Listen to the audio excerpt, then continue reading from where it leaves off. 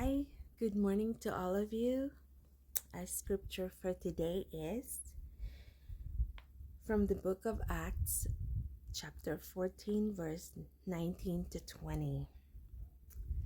But Jews came from Antioch and Iconium, and having persuaded the crowds, they stoned Paul and dragged him out of the city, supposing that he was dead. But when the disciples gathered about him, he rose up and entered the city. And on the next day he went on with Barnabas to Derbe. When they had preached the gospel to the city and had made many disciples, they returned to Lystra and to Iconium and to Antioch, suffering for Jesus.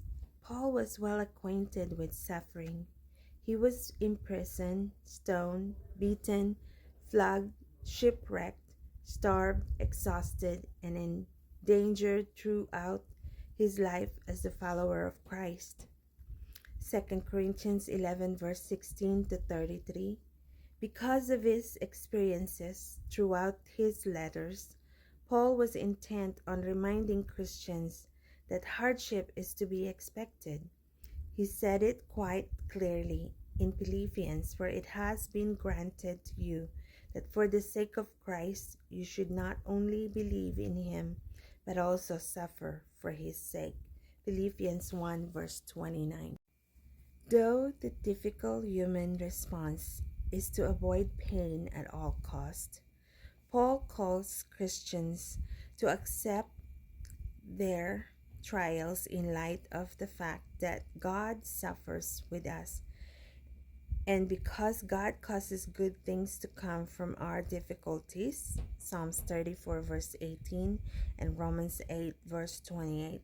He says we rejoice in our suffering, knowing that suffering produces endurance, and endurance produces character, and character produces hope.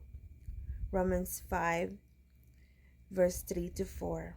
Furthermore, suffering is part of being united with Jesus, Philippians 3 verse 10 to 11, and thankfully, it is temporarily.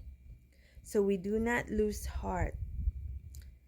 Though our outer self is wasting away, our inner self is being renewed day by day, for this light momentary affliction is preparing for us an eternal weight of glory beyond all comparison.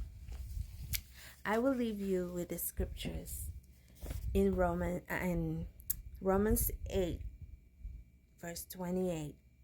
And we know that for those who love God, all things work together for good, for those who are called according to his purpose.